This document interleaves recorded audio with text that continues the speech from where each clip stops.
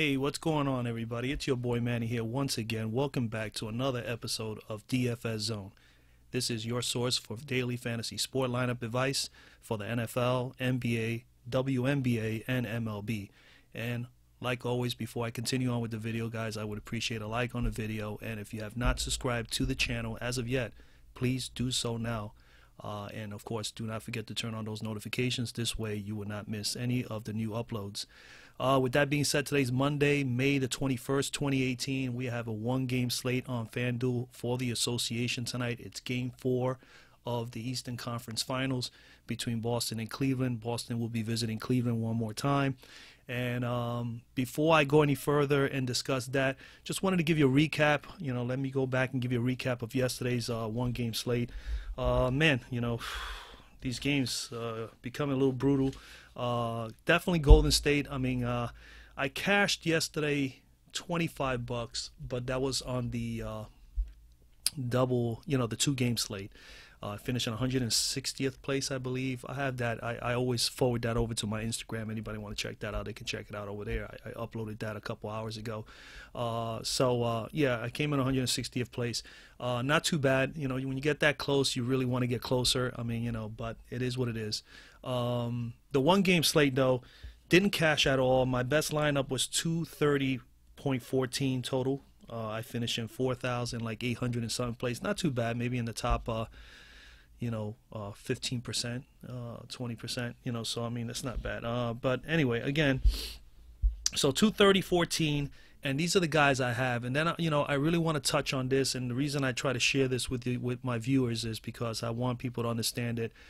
And I say it over again, and I'm going to explain it again here real briefly, is that you have to be different, and I'm going to show you, and I'm going to tell you right now what the numbers were for the winning players, as well as the ones who came right before them, and then of course my line. So my line, like I said before, was 230.14, and these are the guys I had. I had Curry in the MVP spot, and he finished with 91.4 fantasy points. Then I had Durant in the star position, and he gave me 66.3. And then I had Klay Thompson, who was a dud yesterday, was really killed me. I had him in the pro spot, and he gave me 29.64 fantasy points.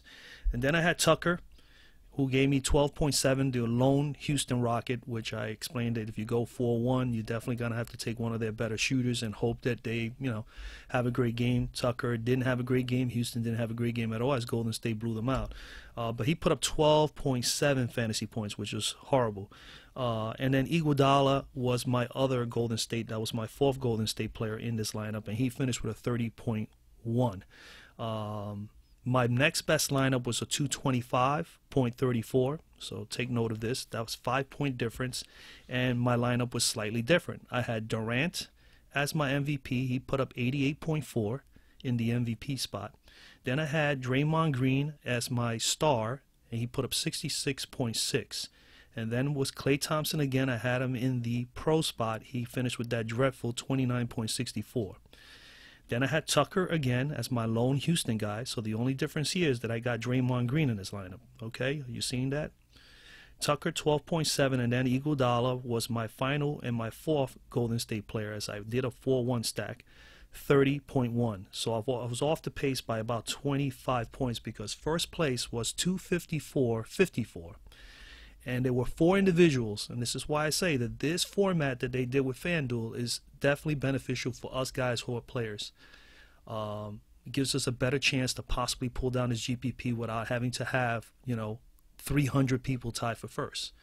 Okay, if you are slightly different. Now let me just let you know their numbers. Now, what was the difference between my numbers, 230.14, and that 254? Was Curry, the winning 4 players, had 91. Steph Curry as the MVP, just like I did in my 230 team, 91.4. They had Draymond Green as their star, okay, and he pulled in 66.6. Then they had Durant as the star at 53.4. So they got their 3 studs off of the out of Golden State. Their fourth Golden State player, they won with a 4-1 stack as well. They had Iguodala just like me. So we had 3 of the same players, but slightly in different spots. Okay. And then they had Gerald Green, which was the difference. He was only 1 point or a half point higher with 13.4 from where my group is at. But the difference here was we had both Curry in the same spot, but they had Draymond Green while I had Durant. And then the difference between the players that I had was just that they had Draymond Green and they had him in the star position, and I had Klay Thompson and he was in the pro position. All right. Then I'm going to tell you right now, this is the difference between winning $5,000, which was what the first place, second, third, and fourth. There was a four-way tie for first, which I'll take that any day and walk away with $5,000. This is, again, we're speaking about the 10K GPP. This is not the 100K. This is the 10K GPP. I did not play the big one yesterday. But 254.54, the second place team finished 254.24. And that little, slightly difference there was a difference of winning 5K for finishing first through fourth, or finishing in fifth place tie with a bunch of other people for $492.86, which is not too shabby, but it really hurts if you just fell that short from $5,000. Okay, and I'm going to share with you their lineup. The fifth place player on forward, so I think like 12th or 13th place, they had Curry in the same spot as the number one team, 91.4. They had Durant as opposed to Draymond Green in the star position, and then they had Green in the pro position, so they flip-flop. That was the only difference. And then they had Iguodala as well, and they had Gerald Green as well. They had the same 5 players, guys. Now, that's what I said. This is what you only got to do. Take your core guys, flip-flop them a little bit. Take your 4 or 5. I said this yesterday, and I've said it other times before as well. I don't have the magic pill. We all know that the players that are involved in these games are going to be the key players, are going to be the ones that you need to choose. I mean, it's just, it wouldn't be a smart thing at all for anyone to think that nothing is going to look the same. The only difference here is you could be slightly different as far as how you line these guys up, which I have said before. So this is just to prove a point. Sometimes there's people that comment and say things, and they're not realizing this is the only difference you have to look at. And I've been saying this all along. So please, hopefully everyone understands. This is just a slight little difference from first place to fifth place, and winning 5K last night in the 10K, as opposed to winning only $492, was a difference of just from 0.54 to 0.24, just 30. Not even a half a point was the difference, and the only slightly difference was just the alignment of the players. The 4 people that took down the $5,000 apiece had Green in the star spot and Durant in the pro spot. Everybody else was the same, and the person who finished in fifth and got only $492 had Durant in the star spot and Green in the pro spot. And again, this is why you take your 3 or 4 core guys and then you just move them around a little bit and try to play those. If you can play more than one lineup. Now, I'm telling you, you cannot do one lineup and just pay for you. You'll be very lucky. That'll be considered luck to me for you to get that precise good lineup and win with that one ticket. But if you buy yourself into 4 or 5 lineups and you can mix and match just slightly a little bit these players, you're going to have a better chance to pull it down. And you may even finish in first and maybe in fourth or even in second. You may take down 2 prizes. Okay, so so I want everybody to understand. You're going to sit down at night and you're going to look at these games and you're going to say, it's a 1-game slate. It's obvious. The key guys are going to be the key guys. It's a matter of where are they going to be positioned at, and are they going to go off or not. Okay, it's plain and simple. So a lot of people are going to have the same lineup. The difference could be the same 5 guys. I mean, it's just how you place them. Could be the difference of you winning the GPP or finishing in 5th or 6th, or maybe even finishing out of the GPP, out of the cash. All right. So again, I just wanted to make myself clear on that because I think I've discussed it before. I keep telling everyone, this is the best strategy to use. It's entirely up to you if you want to use it or not. I know individuals come in here, they're going to see videos from about 5, 6, 7 different people, maybe even 10. I have no idea, and that's quite all right. And I think everybody's pretty much giving you the same message as that, hey, you know what? we're going to have a lot of guys that are going to be chalky. It's going to happen. It's just that one difference of a guy. It could be that one person that's only 10% or 15% owned. Or in this case, with this new format, is how you place them in the MVP, star, and the pro position. If you can get the right 3 guys there and they go off, you have a shot. And that's the key. And that's what I'll be aiming for again tonight. And that's what I hope all my viewers are doing as well. All right, so I just want to get that out of the way. So that was pretty much the scenario last night. So, man, that is pretty tough for for the individuals that came from 5th on, man. I'm so sorry. I mean, that is tough, man, to miss out by that close, that little, from making $5 grand as opposed to $492 is a big difference, you know. And it was just slightly just switching 2 Golden State guys from one position from star to pro. And that's what I'm trying to tell you guys. That's all you really need to do is figure out who are your 4 or 5, who is your key 3 or 4 guys, your core, and then take it from there and just try to move them around. If you could play more than one lineup with those 4 guys, you may get have a great opportunity to take down a GPP or at least be tied for first. But there's more of an opportunity to win. Last week, a 100K, twice last week, 100K single game slate person won 100K. You know, so I mean, it's possible. The new format definitely can work, and I think it's better than the previous format. The previous format, I was seeing people tie. That's why I didn't play it. I used to tell people, I'm not even gonna play. You know, I started playing very late. You know, I think these last few games were probably my first 5 or 6 I ever did play these single game slates, because I felt that it was just like, you know, it was just, you're going to put yourself in a position where you're going to be in the same exact lineup as someone else, but and you're going to be tied. And I used to see up to 150 people tied for first place and getting only $150. So nobody wants to play at a 100K or a 10K GPP and only walk away tied with 200 people and making $150. So when they made this change, I knew that this was going to work a little bit better, that there was going to be some more money available to those if they were just slightly different.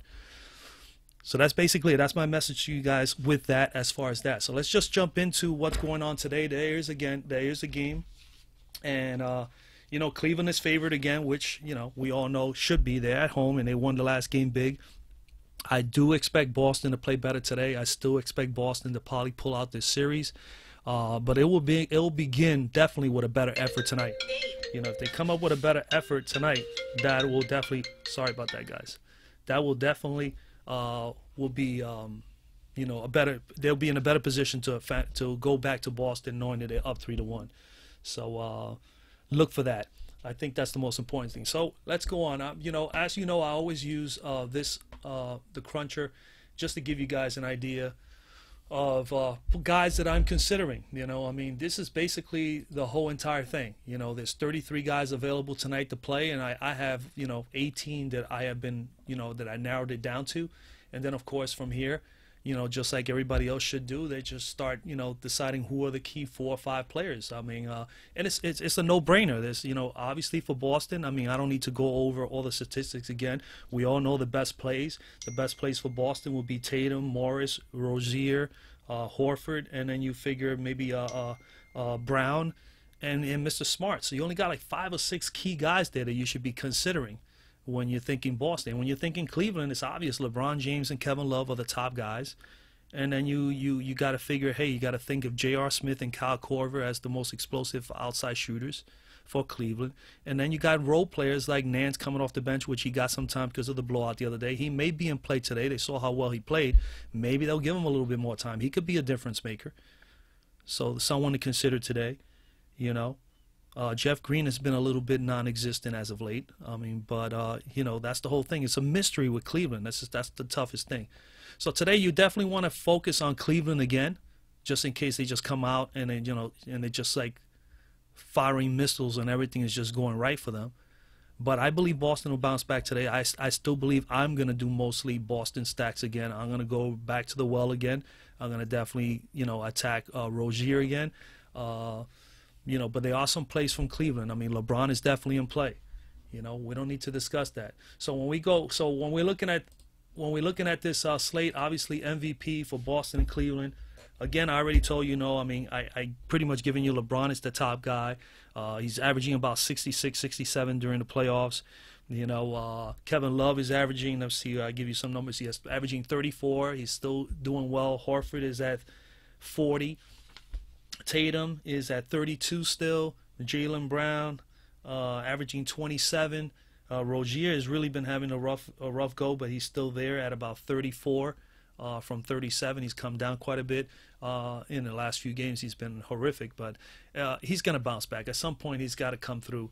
Marcus Smart is averaging, what we got here with Smart? Smart is at 26. Marcus Morris at 24. J.R. Smith is at 18. Kyle Korver, he's at 19. Baines is at 21 during the course of this last like 7-8 games. Don't got too much. I don't got nothing on Nance, so I know he got some minutes in the last game.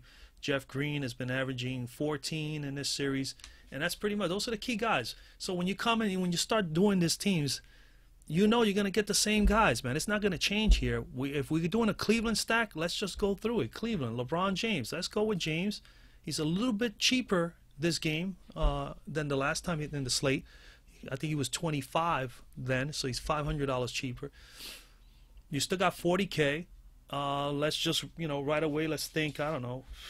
Man, this is what's so tough. It's like Cleveland, you only got these two top dogs, and then after that, it's pretty much you go right down to J.R. Smith at 9,500. So you got to definitely consider having at least two Boston guys. I think the best bet is to have a Cleveland stack of just 3-2. I mean, that's what I recommend everybody should focus on. So you take LeBron James, and let's say you take both of their studs, and you hope that Kevin Love comes through. And then you go and you grab yourself in a pro spot, you grab yourself a Boston Celtic, and you have to consider a Celtic player that is got tremendous upside and has been, pretty darn good and is an important piece of the offensive, game plan for the team.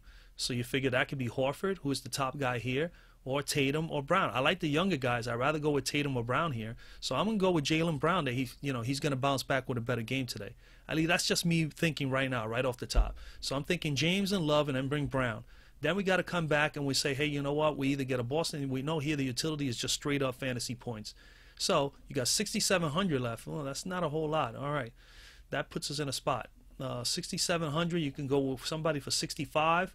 So you figure, well, let's try. We can go Larry Nance. We can hope for. They put up his price. They're anticipating him maybe getting some time, and I think so too. Let's throw him in there and let's see what we have left. Then we got 65. Yeah. So then you can go. You just got to take a chance. You either take Jeff Green, Jordan Clarkson, or you could take another Celtic. You can go Greg Monroe here. Man, and this is, again, I'm just doing this as we go right here, right now. I'm just like,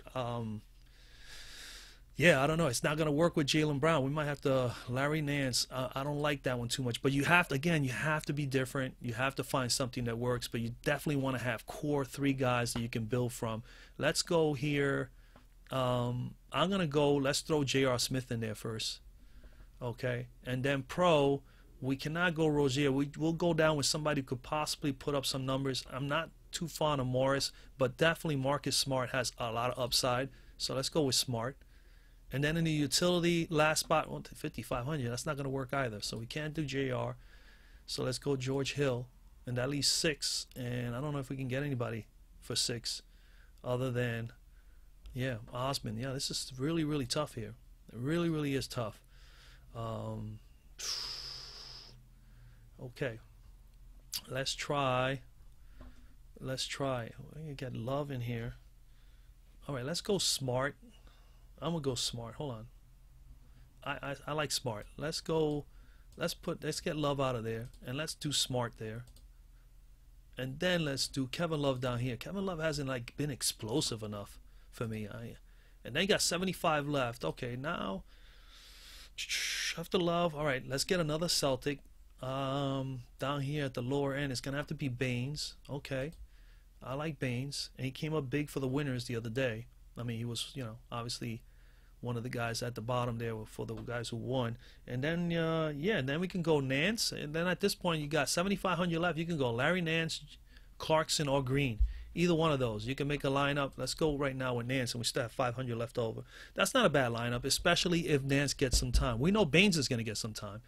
And if he gets 25 minutes or better, Baines is capable of giving you 20 to 25 in that spot. Now, if Nance can get you 20 to 25 minutes or better as well and be able to match it point for point per minute and get 25, anywhere between 20 and 25 minutes and 25 fantasy points, for that spot there, that is fantastic. And then we just need Love, Smart, and James to ball out. And then you mix match this. I don't think I want to see James down here. I mean, I would want him as being the most dangerous guy on this court tonight.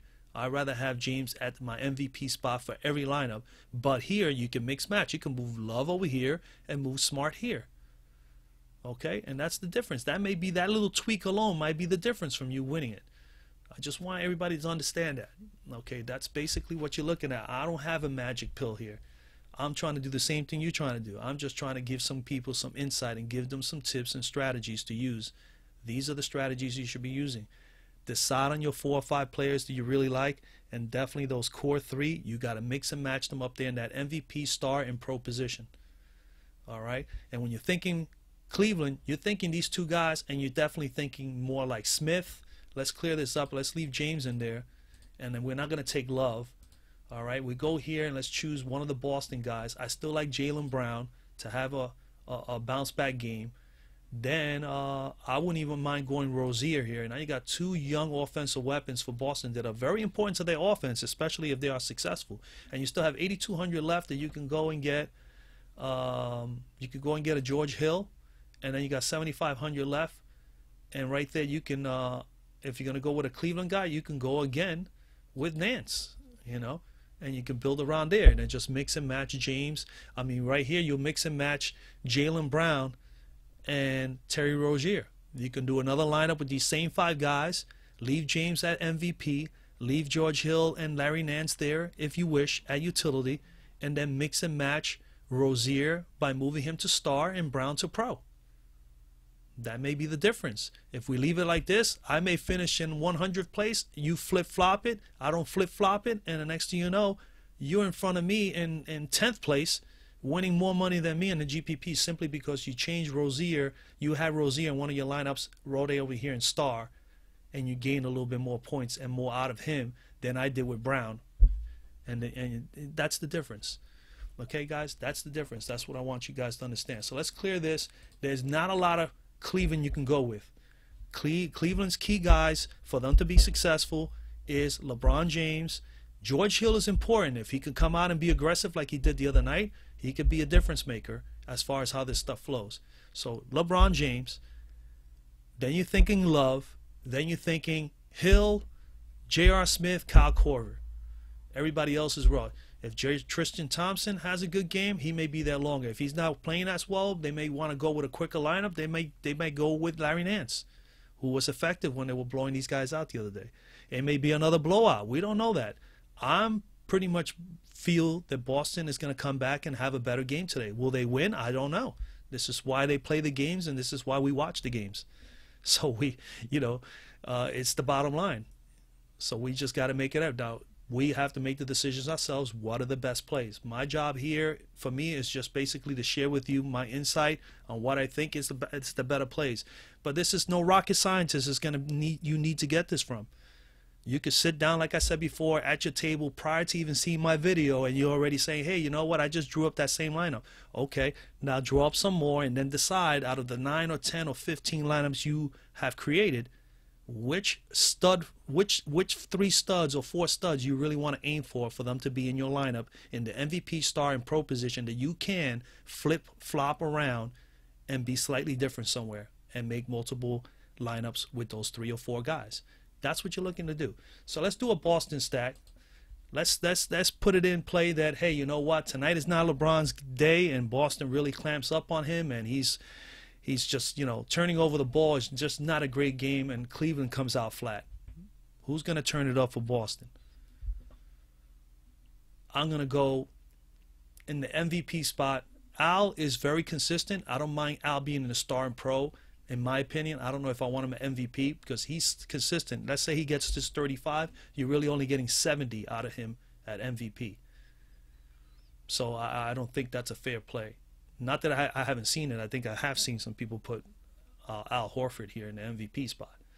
I think you want to go with someone with big upside. Jaylen Brown, Terry Rozier, Marcus Smart, Jason Tatum. I think those four guys are more explosive enough to give you 35 to 40 and maybe even 50 plus. We know that Terry Rozier can get you there.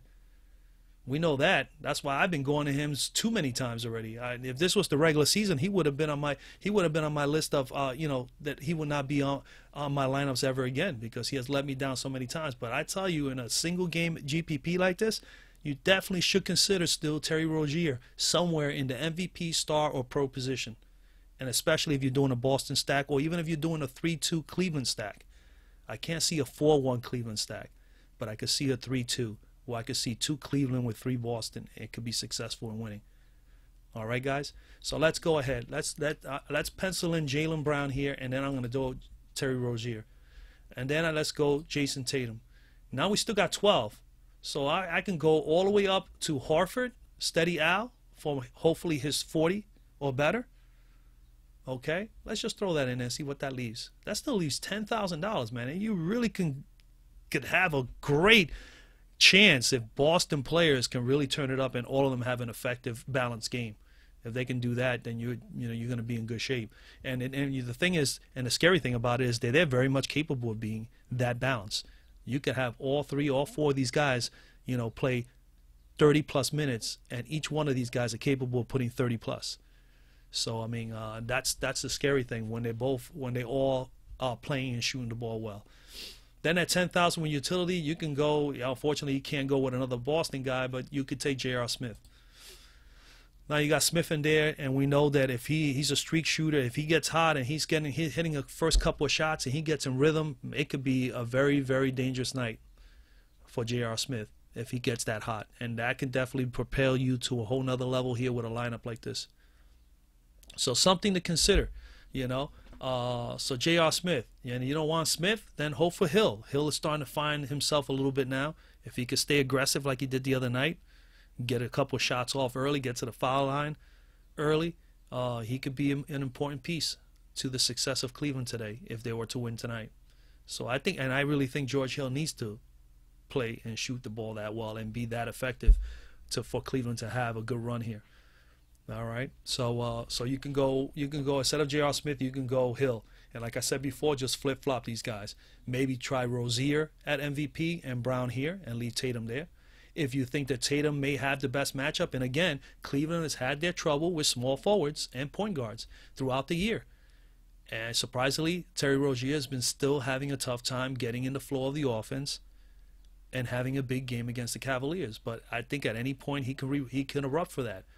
Could it be tonight? I hope so. I will have some Boston lineup stacks, and I will try some 3-2 Clevelands. I do not see myself selecting 4 Cleveland Cavaliers and 1 Boston Celtic. I think that there are going to be at least 2 or 3 Boston Celtic players that are going to perform. So you just gotta hope that the ones you choose, if you go with just 2 of them, that they are the 2 that come through. That's pretty much it. And if you do a 3-2 Cleveland stack, my recommendation is LeBron at the top, and the other 2 Cleveland Cavalier players should fall into utility and really stack the 2 star in the pro position with 2 Boston guys, and hope that they keep the game close and make it a competitive game. And that's my input on that, and that's my take on it. I'm not going to do a whole bunch of. I want everybody to just have an idea, because I don't want anybody coming to the site, to the channel, and then saying to themselves, hey, you know what, I could pretty much draw up this lineup myself. Sure, of course, everybody can. It's just about mix matching. I just want you guys to get the concept of, hey, I'm going to make a decision if I'm going to go 4-1 stack, I'm going to go 3-2 stack, okay, and who are those players? Who are those key guys you like? Well, everybody that I've been pointing out here, these guys are all available. They are the key guys, plain and simple.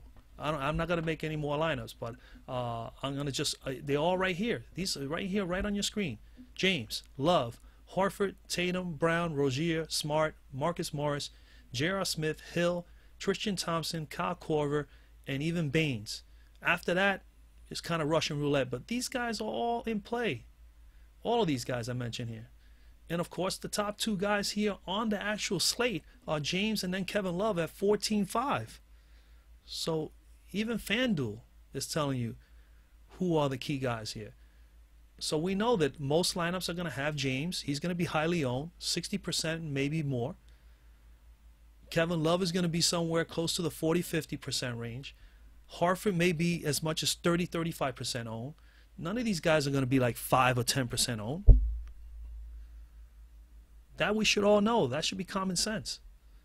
We're talking about a one-game slate, and we're talking about a playoff game, guys. A playoff game. Game 4. These teams are battling to try to go to an NBA championship. Every one of their key offensive players or their starting players on their team are going to get the time on the floor, the minutes, and they're going to have to be involved in offense. And the offensive players are going to be the key guys. For Cleveland, it's James and Love. For Boston, it's all the way from Harford, Tatum, Brown, Rozier, even Mr. Smart. And then everybody else is just role players. J.R. Smith, a role player.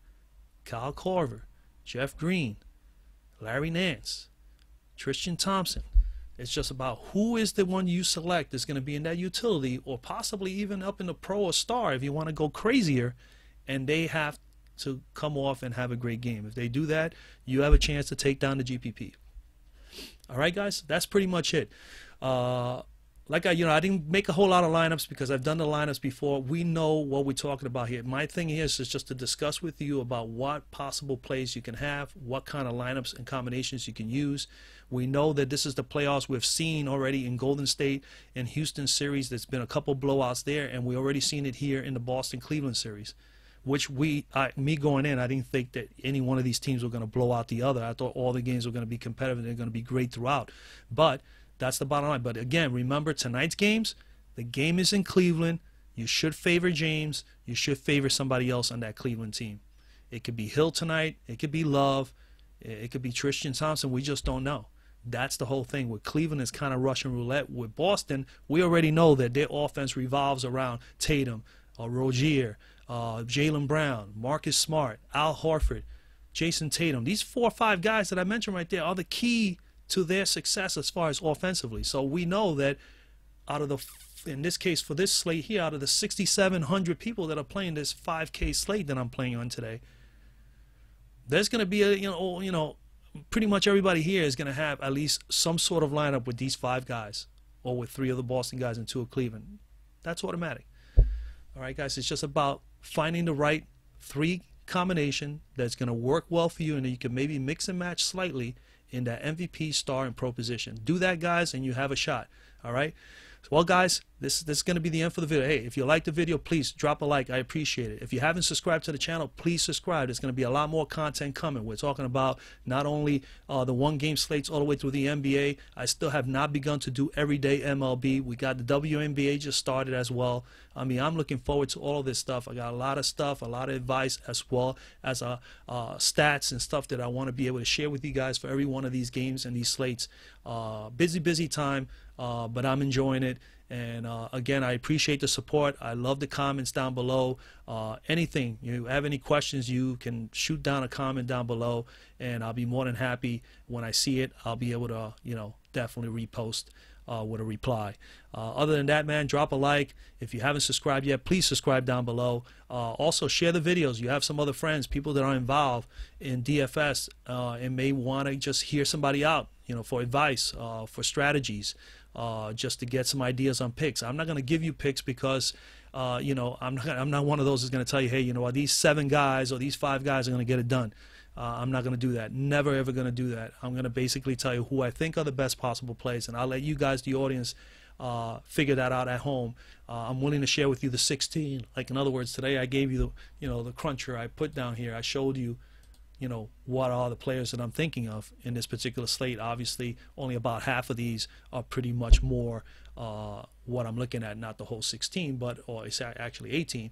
But from 33 to 18, it's going to be no different when I do the MLB, no different with a WNBA as we go along, and of course down the line with MLB as well as the NFL when we get down to that in September. So again, a lot to share with you guys, a lot to do. I really want to start doing some live streaming, so I'm probably going to be doing that very soon. I already got the webcam. I already got everything set up. It's just a matter of, you know, saying to myself, let me go ahead and do it. So I'm probably going to do some live streams soon. Maybe I'll do one this week. And this way, 'cause I really want to interact with my community. And that's basically it, guys. So good luck tonight. God bless. And again, like always, man, your boy Manny is out.